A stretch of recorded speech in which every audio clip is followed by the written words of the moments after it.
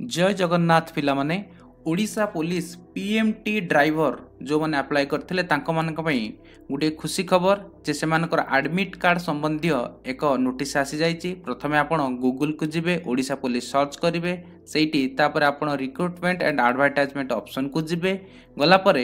सेठी आपणकर देखिए प्रथम नोटिसटा जाऊँच notice regarding downloading of admit card and practical of mock test ये गोटे नोटिस आसी देखा से कौन आसूसी से गोटे मॉक टेस्ट हम 15/12 ରୁ 19/12 पर्यंत आपंकर गोटे मॉक टेस्ट हम आउ एग्जाम हम आपंकर